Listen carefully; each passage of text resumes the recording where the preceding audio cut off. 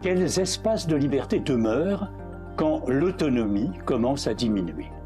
Comment répondre au désir de liberté des résidents? Qu'est-ce que chacun est libre de faire? Qu'est-ce qui freine au contraire sa liberté d'agir? Que ce soit dans la vie collective d'un établissement, dans les pathologies neurodégénératives, dans les interactions entre les personnes, qu'est-ce qui peut stimuler l'envie d'agir?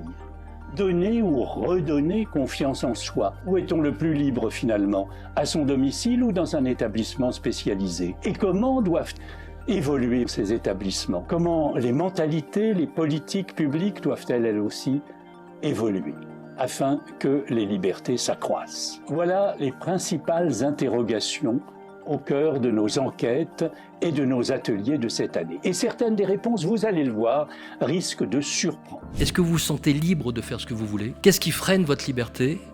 Où et comment vous sentez-vous le plus libre d'agir, à domicile, en établissement? Et que faudrait-il faire pour que vous vous sentiez davantage libre d'agir? Nous avons été rassurés de voir que globalement, les bénéficiaires de nos services, qu'ils soient en EHPAD, en maison pour personnes en situation de handicap ou à domicile, tous, globalement, se sentaient assez libres. Et cependant, cette liberté n'est pas un absolu individuel, mais une réalité co-construite avec les autres, avec l'environnement. Elle se renforce sur la base des capacités des personnes, à condition que ces capacités soient reconnues. Et cette envie d'agir, elle se nourrit d'une dynamique relationnelle qui n'est jamais figée et qui se travaille bien sûr avec les professionnels, mais aussi avec les familles et les proches, ou les visiteurs. Alors, cette constitution de l'autonomie du moi, elle n'est pas innée. Elle est le fruit d'une lente formation et maturation. Être enfant, puis adolescent, puis jeune adulte, c'est gagner chaque jour en autonomie.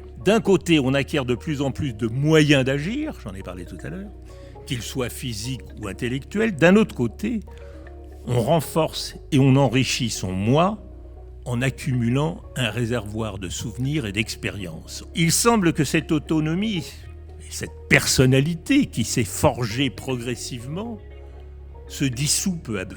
On peut de moins en moins être cause de ce que l'on fait, non pas seulement parce que ses moyens d'agir diminuent, mais parce que le moi s'appauvrit. Pourquoi? Parce que, rappelons-nous, il s'est constitué, ce moi, et il se renforce ordinairement grâce au rapport permanent à notre passé et à un éventuel futur. Or, la mémoire de son propre passé et par conséquent l'imagination d'un éventuel futur se rétrécissent avec la diminution des capacités cognitives. Mais pourtant,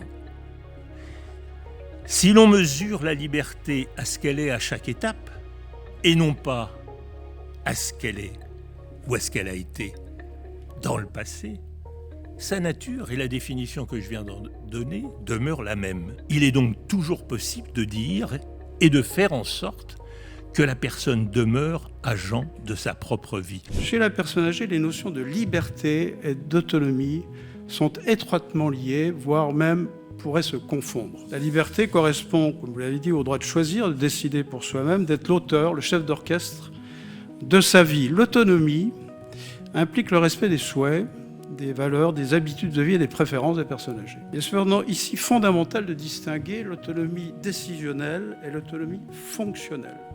L'autonomie décisionnelle correspond à cette capacité à décider pour soi, concernant sa vie, sa santé, ses finances, son lieu de résidence, ses activités, en fonction de ses valeurs et de ses préférences. L'autonomie fonctionnelle correspond à la capacité à réaliser les actes élémentaires ou instrumentaux de la vie quotidienne. Il est dès lors concevable qu'une personne puisse perdre tout ou partie de son autonomie fonctionnelle, de ne pas être capable d'assurer les actes de la vie quotidienne, et donc sa liberté d'agir, tout en conservant son autonomie décisionnelle et sa liberté de choix. Sur l'aspect du plaisir, du désir, de ce qui peut aussi motiver nos actions, il y a des mécanismes très internes, donc on commence un peu à savoir déchiffrer par exemple les systèmes neurochimiques, les voies neuroanatomiques du circuit du plaisir, de la récompense, de la motivation, même de certaines biochimies. Donc il y a une composante biologique claire qui permet de sous-tendre ces processus de plaisir, de motivation. Comme Claude Jandal le rappelait, il y a malheureusement des situations neurologiques dans lesquelles